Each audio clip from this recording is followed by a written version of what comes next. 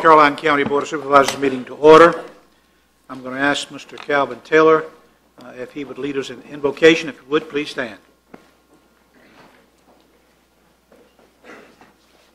Let us pray.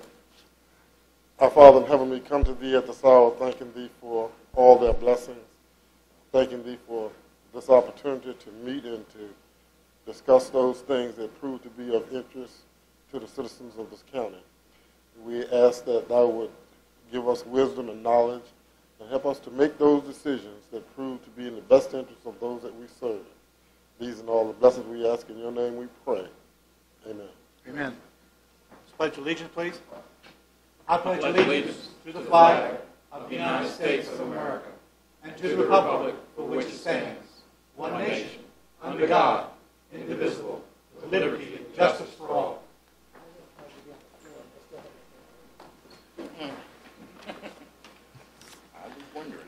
Any amendments to the agenda, Mr. Colley? Okay. Opening board comments. Mr. Black? Yeah, I just have one. A few weeks ago, we had a little incident in the Food Lion parking lot where several commuters were towed from the parking lot. And I guess I just want to say thank you to Mr. Danny Carter.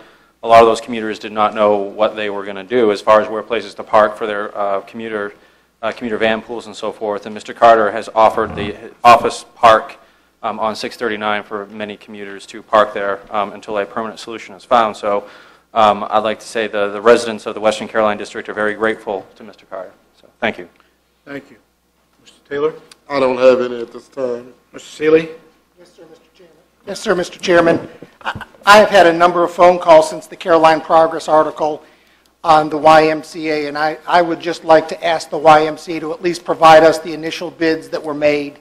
I think since the county is actually going to pay for the YMCA, I think we should be able to see the bids and understand what that cost is going to be, and I would ask Mr. Culley to continue to pursue and see if we can't get those bids.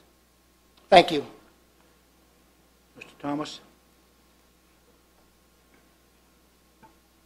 I don't have any at this time. Thank you. My only comment would be in reference to Mr. Seeley's comments. This board did borrow and made a grant to the YMCA in the amount of $5 million. And it was not the county to be involved in the process. And so my suggestion is if you would like to personally ask, I do not believe that the board or the county should get involved in it, but if you want to personally ask for those, then you certainly are welcome to do it. But I do not believe it's a county matter that it needs to get involved in trying to get those bids. Any other comments from the board members on that particular issue? If not, Mr. Seeley, you can go ahead. I'm assuming that no comment is in agreement with my statement. Well, no, I was just making sure nobody had a comment. Right, that's what I was.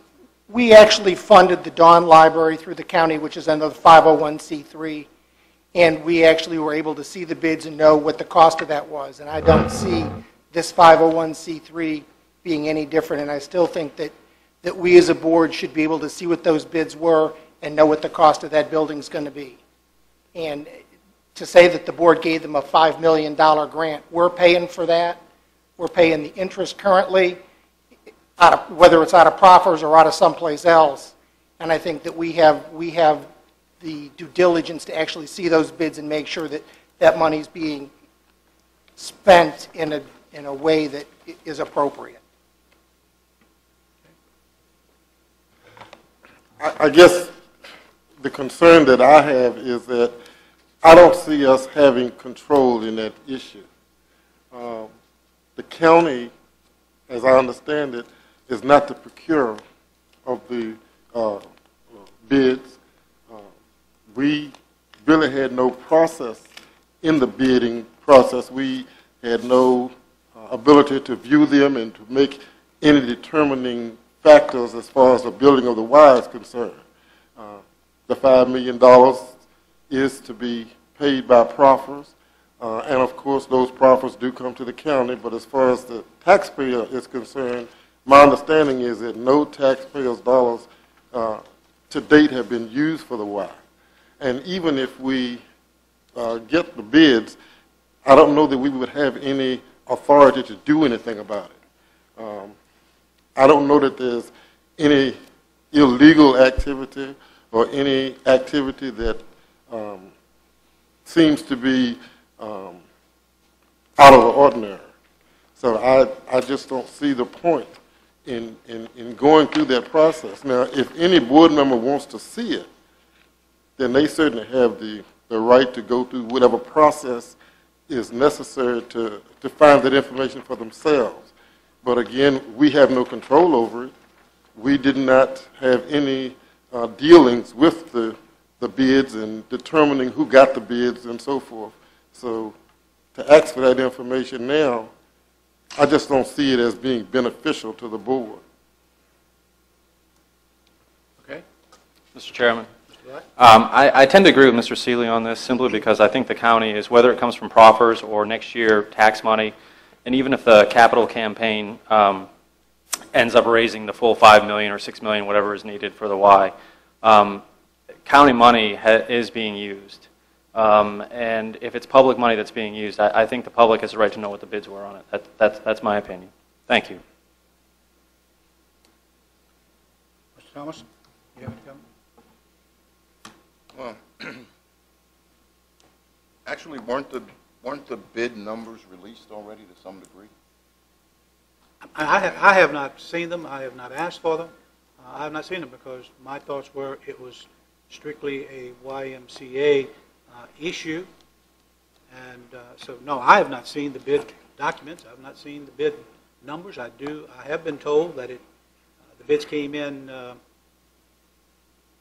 more than expected under the $5 million number. So it was a good bidding process, and it was a good bid.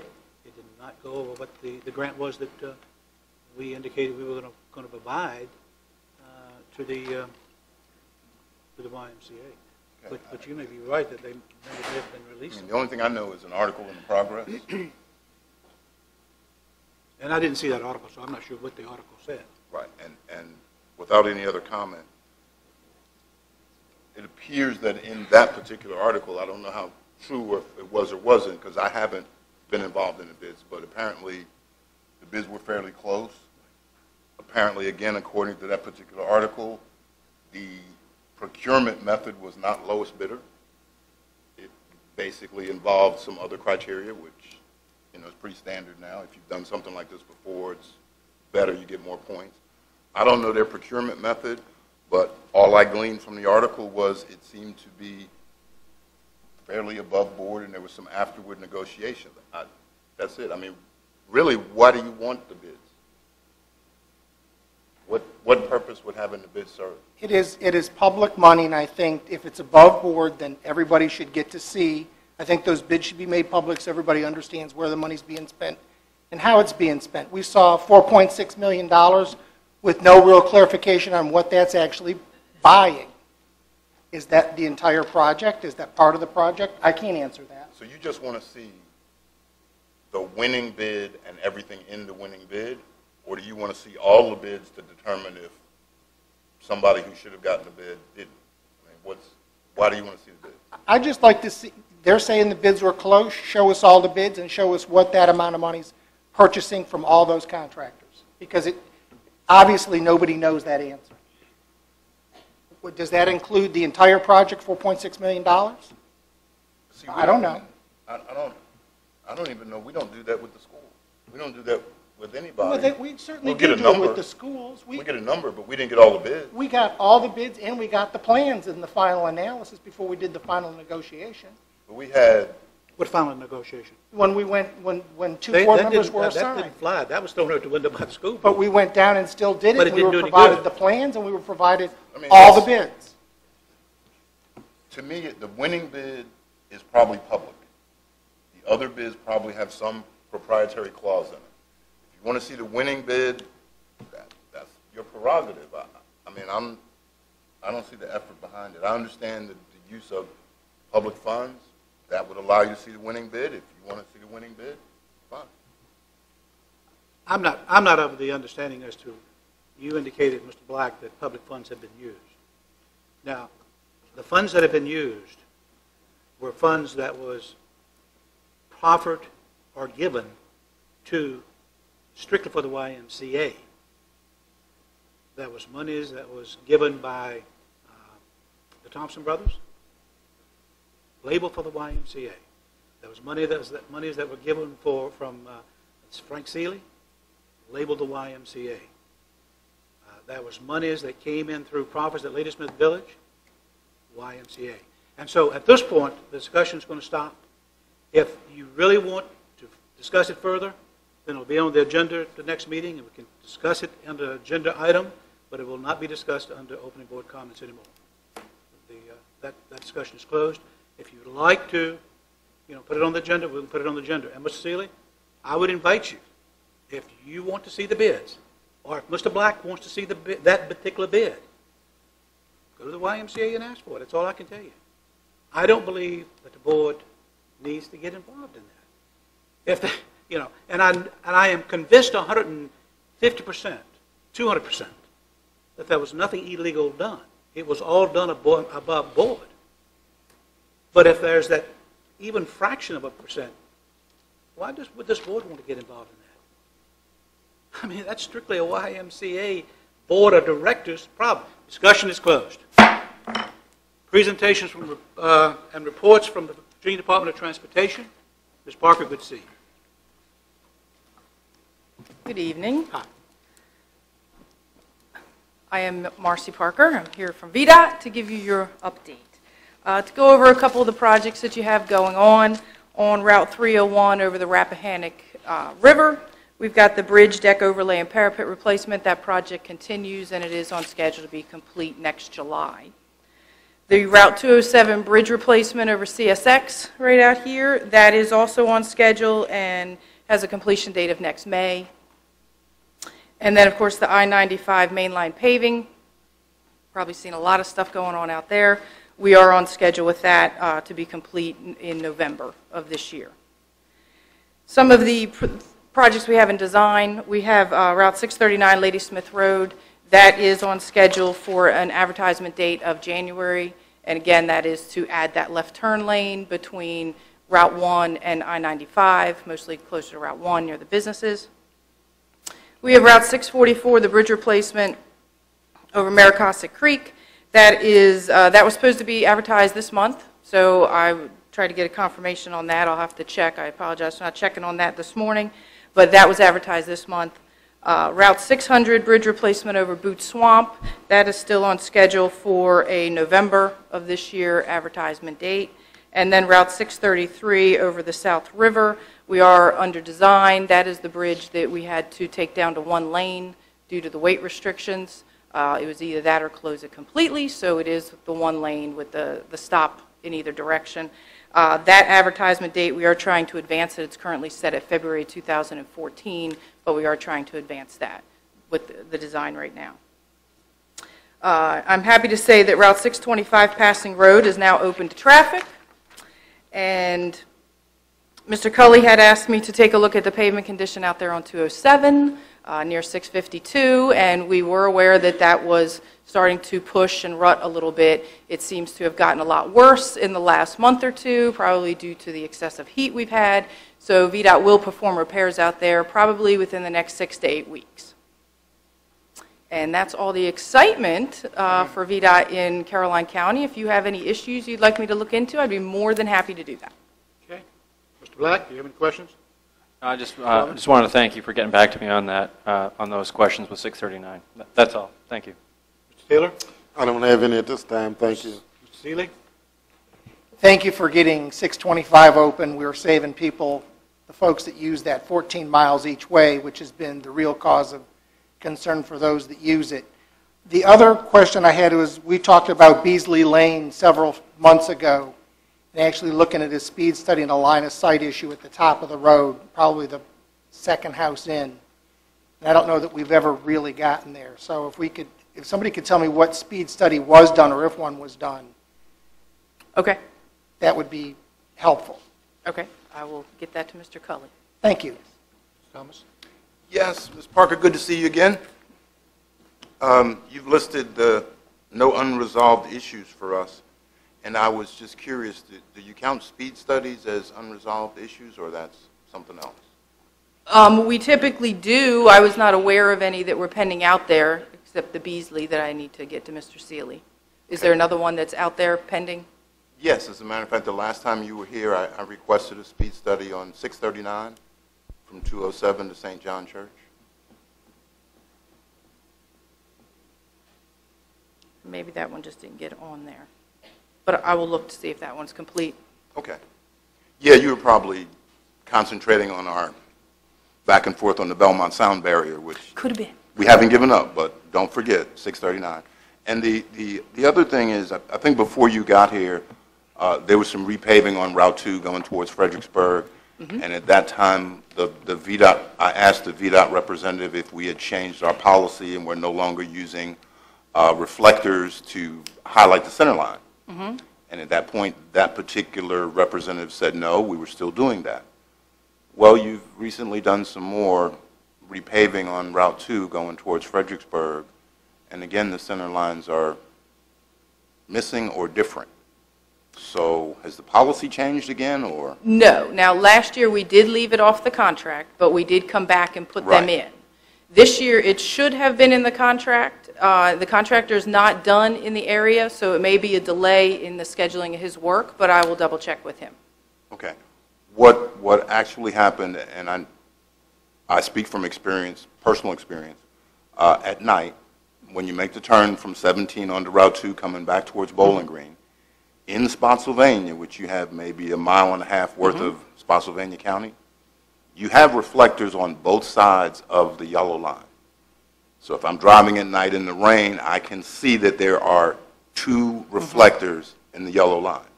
Then when the passing lane comes, there's one reflector on the yellow line, so I can again know when I can pass. That's not the case now. Once you enter Caroline, that's not the case. This, in the section that we did the retrofit, the ones that we left out last year, that we just put back in? It's not the case. Well, I'm sorry, go ahead. Yes. That was a financial issue. Because the road is narrower, also, we have the ability to go with just one on the center line, and we chose to do that because of fiscal constraints for the ones that we had left off that we added. I will also double check to see which way we're putting them in on the contract that we just paved. Okay. Just for pure curiosity, may I ask how much money is at stake when we talk a financial issue? Typically, those markers cost about $25 to $30 each. And so if you're putting them in for a long distance, that comes up to a lot of money. Okay. I can get a price for how much it costs us to put those in. Well, I mean, I'd really like to make sure. It is a safety issue. I don't know if you've ever driven that stretch of road at night or in the rain. And one of the great things about Carolina is there are no street lights. So you're pretty much relying on your eyesight. And some of us have diminishing eyesight. So it becomes a safety issue, and that's really my key. Okay? Yes? That's it for me. Thank you very much. Ms. Parker, I'm not sure. I think Mike Fincham has sent an email to someone, Mike Dozier or someone in VDOT. But I had two questions, and I'll ask you. One, about a year ago, maybe, I think Mr. Thomas had requested a speed study to be done on Jericho Road, and that's Route 658. And I think it was maybe from Charlesburg all the way to Common Churches where you'd asked for the speed. Wondering if we can do a speed study, if nothing more, in the Boones Park area. Yeah. It's about probably 2 miles from Charlesburg, maybe. There's a section of a lot of homes, a lot of children in the area. And I was at one of the churches a couple of weeks ago, and a number of people that live in that stretch of the road were concerned about the traffic. Now, I know the reason that supposedly we didn't do anything last year was because, you know, most of the people who travel that road were traveling 55 miles an hour. I guess my point is if we lowered it to 45, then most people would be driving 45 miles an hour through there, hopefully. And that would be a safer position for the people coming out of their driveways and for the children that live in that particular area that are playing close to the road and maybe crossing the road from one house to another. So if we can look at that again, Okay. in that particular area, it's probably about a mile stretch there around Boone's Park. Okay. Would appreciate it. The second issue I had was at Route 1, almost at the intersection of Route 1 and 639, there is on the corner, on the north corner of 639, there is a convenience store. I think it's called Get It and Get. I believe that's what it's called. And we have been having all the time, but in recent weeks we've had a lot of near accidents there. People going south, they're making a left turn into the parking lot, and people going north. Of course, that's no problem. But if they're going south, they have to turn left to come into the parking lot. And people that are wanting to go south after they've come into the parking lot, they have to cross over 2 lanes of road or 3 lanes of road to get into a turning lane to go toward Lake Landor. And there have been, in the last week, I know of 2 instances that it was just within a fraction of a minute that prevented some accidents there. My question is what is the possibility of putting these plastic posts, and you know what I'm talking about, that we put in the roadway to prevent a left turn lane into Get It and Get, and to prevent a left turn lane as you leave Get It and Get, the convenience store there. I'm sure there are going to be a lot of people that are upset, but I think they may be less upset if we can prevent some accidents from happening at that intersection there. Okay. I can have traffic engineering take a look at that. Okay? Would appreciate that. Okay. All right. No other questions. We appreciate you coming out tonight, and we appreciate your help you give us. All right. Thank you very much. Thank you. Mr. Cully, I wonder if we can put on the webpage a request, if anyone is interested in serving on the Emergency Services Commission for the Madison District, to please let staff know or let me know. That's not been an easy position to fill. People don't know what it's all about, and so it's not been an easy position to fill. All right, consent agenda. Is there any item on the consent agenda that any board member wishes to pull? Mr. Chairman, I don't know if I want to pull it. I just have some questions. So, and it's on consent agenda number letter C. It's on what? C. Okay. Oh, Fred. Fred. Okay. Consent item D. Okay. Let's pull them because I see Brady's here, so let's pull them both, and you can ask the questions that you may have, Mr. Black. I have 2. I'd like to pull E, Okay. just for publicity, Okay. and need clarification on that. F. Okay. Is there a motion to approve A, B, and G? So moved. Second. Motion made by Mr. Thomas, seconded by Mr. Taylor, that we approve on the consent agenda A, B, and G. Discussion on the motion. All in favor, vote by saying aye. Aye. All opposed, nay. The motion is carried. Mr. Black? C. Yeah, I just had, it says here, in November 2011, the previous Board of Supervisors committed to providing $132,000 to the Fred Transit System. What was the number before? What was our contribution beforehand? Before last year, Yeah. More than that. it was about 100,000, I believe, because was it 90? I think it was 90. Well, it was 100, and then we kind of chopped it a little Right, more, yeah, so right. it was about 90. So, okay. And then the second question, do you have a, I saw schedules, and I didn't see, maybe I missed it.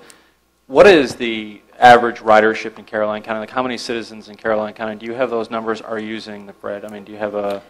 Okay, I just emailed Mr. Parton today. Effective July 1st, we changed the schedule around, and as of yesterday, the ridership in Caroline was 838 for the month, which is the highest amount that it's been since the startup, even with Right. when we used to go to Dawn and Port Royal, and so, yeah. Now, when you ask me how many citizens, I can't tell you, because we don't take people's, birth certificate or, Right, when they get on the bus. We count trips. Okay. If a person gets on the bus, it counts as a trip. If they get off and they get on another bus, it counts as a trip. And that's just the standard operating procedure of how you count transit rides. Okay. All right, thank you. All right. D, Mr. Seeley. Thank you, Mr. Chairman. Item D, I guess it's not clear to me what we're really doing with the consultant in the option year that we're in. Let me start there, Mr. Pardon. I see you getting ready to get up.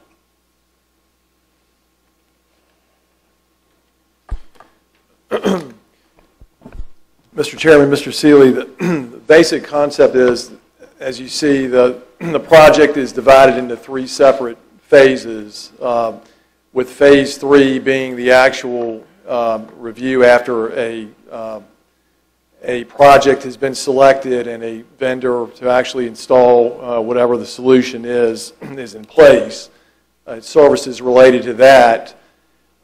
We have expended more hours in the first 2 phases of the project, which was the analysis of the system, our current system, and preparation of the RFP and reviewing the responses to the RFP. We used up all our hours in those 2 phases, and we're not yet at a point where we're ready to make a recommendation on the actual system, and so we need to transfer some hours over into phase 2 from phase 3.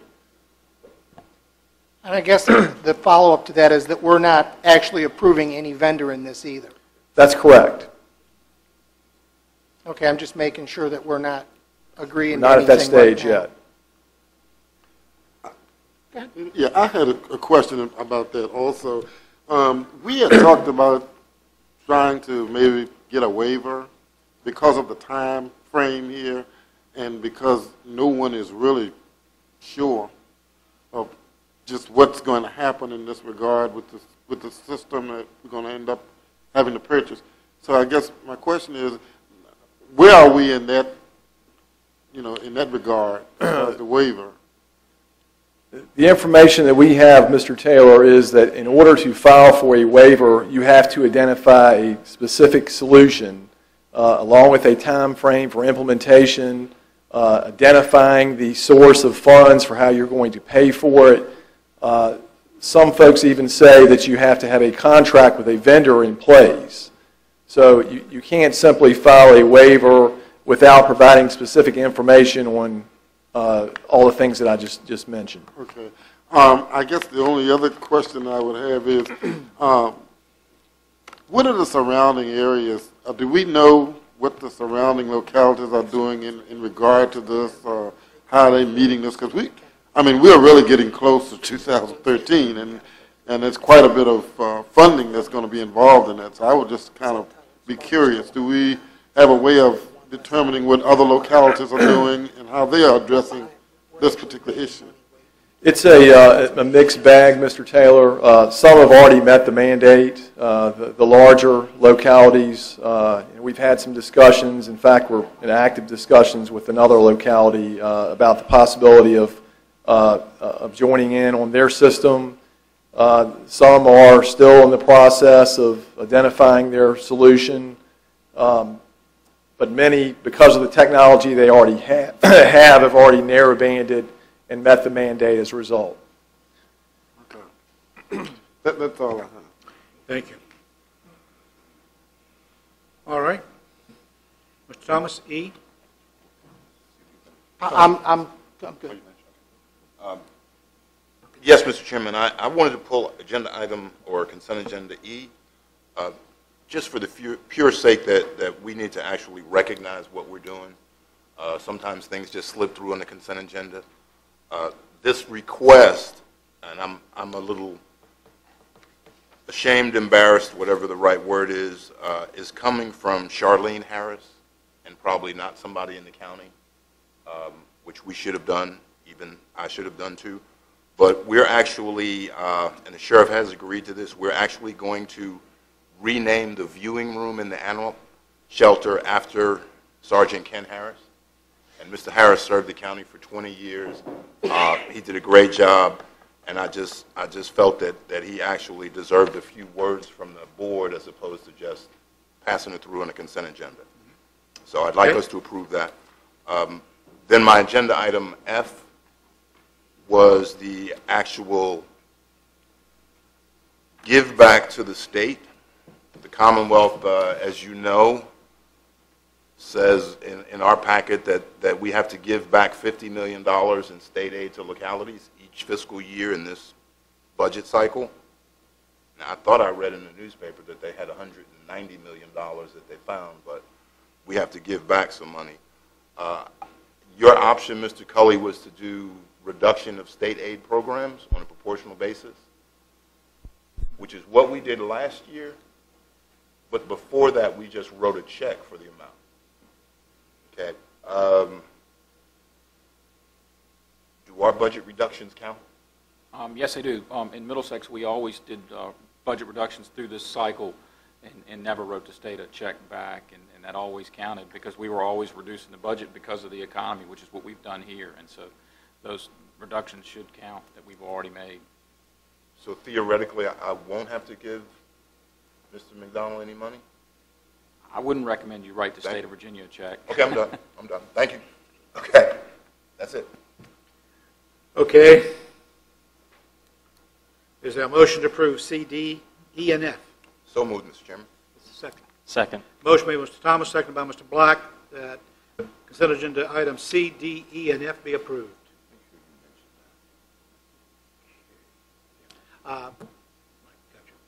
Discussion on the motion. All in favor, vote by saying aye. Aye. All opposed, nay. And the motion is carried.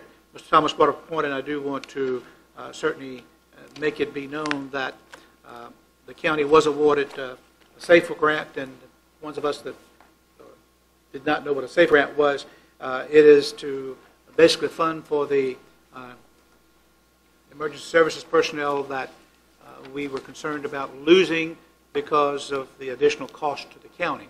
And so this grant is in the amount of $602,000 for 2 years. And so we will keep those people, I'm not sure those individuals, but we'll keep those positions in place for hopefully, or at least the next 2 years. And hopefully after that point, the economy will be in a better position and we can keep them on permanently. But again, I want everyone to understand and to know that the emergency services personnel that was a concern about losing, we are not having to do that because we were awarded the grant. And so we're thankful for that. The only thing, Mr. Chairman, I'd like to add real quick to that was we were the first locality in the state of Virginia to receive that grant. So we were they were awarded out every week, and other states were getting them, localities in other states, but Caroline was the first county in the state of Virginia, so we must have been the top-ranked need for the state, and it was good work on the grant writers in the department to get that to the top of the list. Sounds great. All right, if the board will agree, I'd like to maybe go over to a couple of the items. Yeah, we can do 9, 10, 11. Yeah, we can do 9 and we can do 10, and I'm not sure what the closed meeting is about, but is that going to take very long?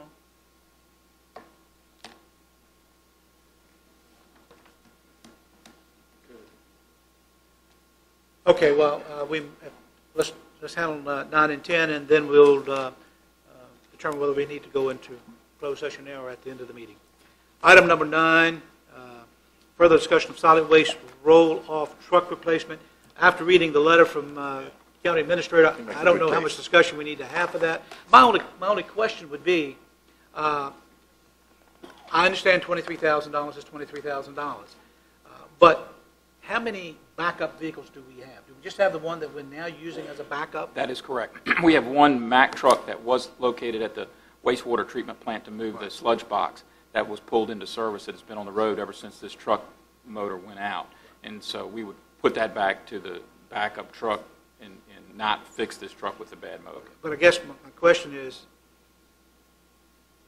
if we fix this vehicle and it's only going to be used as a backup, not very often, hopefully, of a new vehicle, I mean, it could last for quite some time as a backup.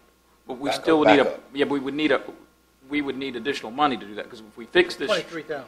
Right. Right. If we lease purchase a new truck, we could fix this truck and use it as a backup, and it would probably last a long time. If we fix it and use it as a primary truck going every day, I'm it's talking about fixing it as a backup. In Go with the addition lease. to buying- Go with the lease. lease agreement, because I think that makes sense. But to have it as a backup, we'd have two backups. we would. And so it may just be, We Better are to have hauling two. more boxes now that we're doing recycling than we were. So we do have more trips on the road than we were doing once we took over the recycling program from the contractor that was doing it. So it's potential we could have other issues. Where's Mr. Sheep? He's he's over Ms. there. Shebel. Joy? Okay, yeah, I did see.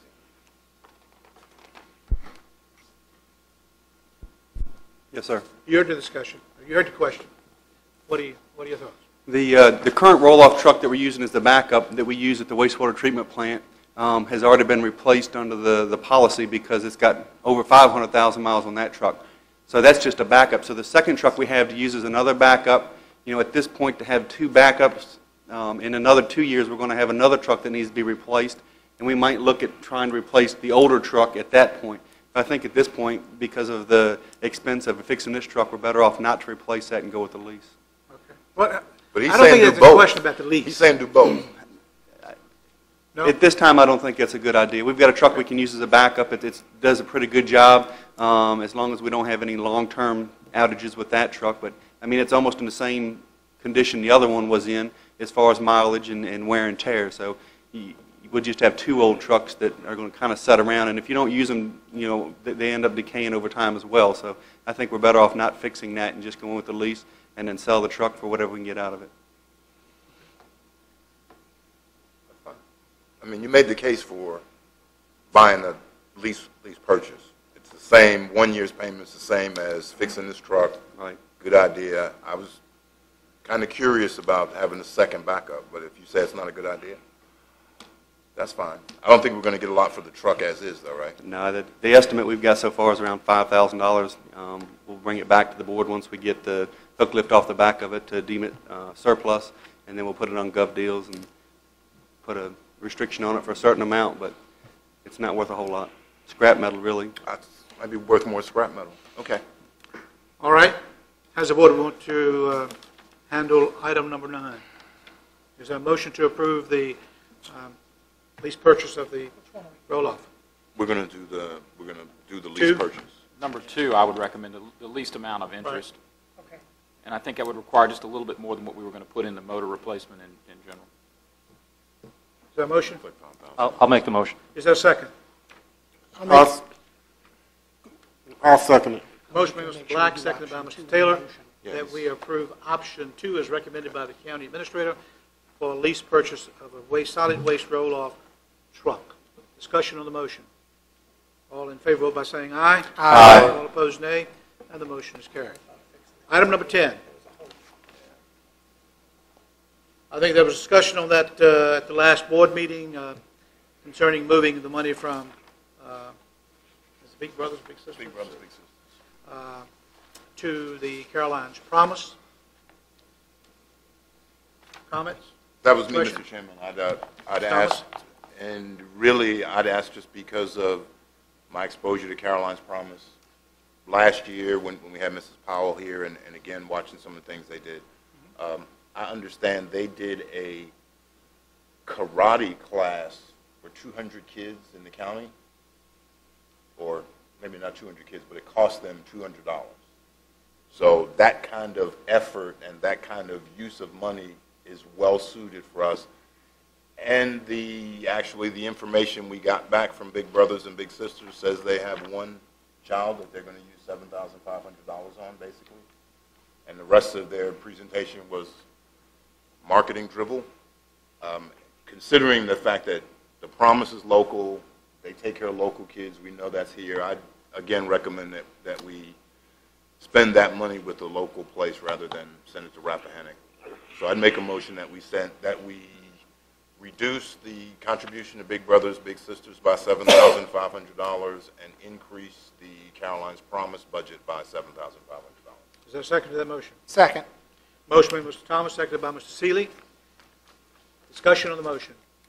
All in favor, vote by saying aye. Aye. All opposed, nay. The motion is carried. All right, I have 10 till 7.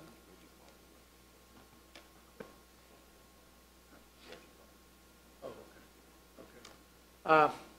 The board's going to take a 5-minute break, then we're going to go into closed session at 7 o'clock, and then we'll come back for the 7:30 public hearings.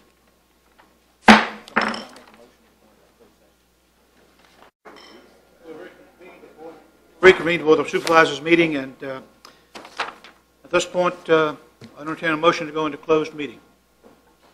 Mr. Chairman, I move that the board convene in closed meeting pursuant to the consultation with legal counsel and briefings by staff, exemption section 2.23711A-7 of the Code of Virginia regarding specific legal matters requiring legal advice regarding the proposed water agreement with Ladysmith Water Company and the appeal of a BZA decision by Thomas and Catherine Laughlin recently filed in circuit court. Is there a second? Second. Motion by Mr. Thomas, seconded by Mr. Seeley. You heard the motion. Discussion on the motion. All in favor, vote by saying aye. Aye. All opposed, nay. The motion is carried. The board will meet in closed session, and one of the emergencies. Next item on the agenda is public comments. Oh, I'm sorry. We do need to certify. We need to first motion to come out of closed session. So moved.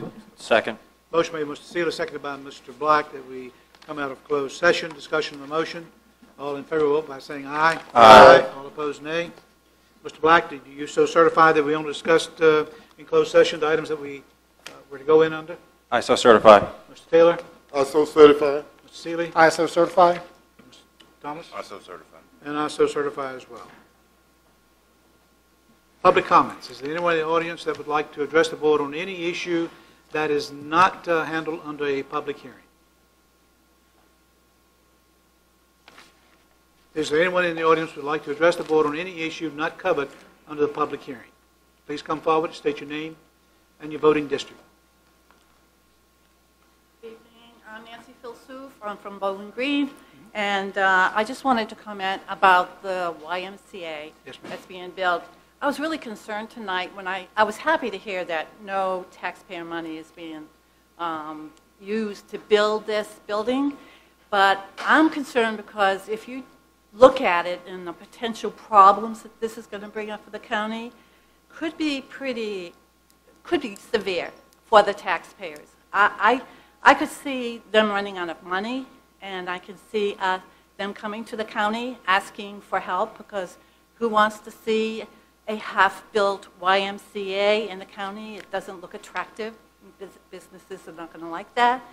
So I'm concerned that unless the county, and I back Mr. Seeley and Mr. Black, that we should pay attention and put pressure on them to make sure that they are making good decisions that are not going to affect us, the taxpayer, and that we're not putting our head in the sand and saying, well, gee, we thought you were taking care of this, and suddenly we're surprised that you're asking us for money, because I don't think there's going to be a positive reaction from the county taxpayers. So I just wanted to give you my 2 cents about that. And I doubt if I'm going to use the service. I'm on the eastern side of the county. That's going to be a 45-minute drive for me to go swimming, but maybe I will. The second thing, I just wanted to thank Mr. Seeley, because we're across from the Sparta Volunteer Fire Department. No cell service, I'm sure, plenty of parts of the county, but we've been very sad about not having cell service. We're going to have it. Verizon's building their tower. I don't know if you know that, very close by. So I don't have to run upstairs to the second floor and put my hand out of the southwest window to see if I can get cell service. So I just want to thank you for that, Mr. Seeley. Thank you. Thank you. Anyone else would like to address the board on any issue not addressed under a public hearing? Is there anyone else who would like to address the board on any issue not handled under a public hearing?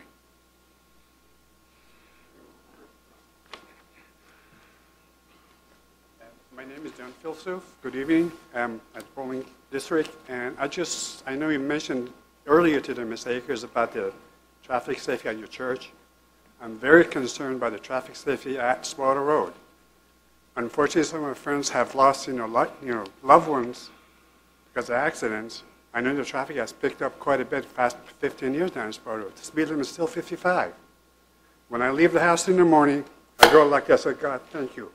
Please let me get safe and get back in 301. So I just wanted to make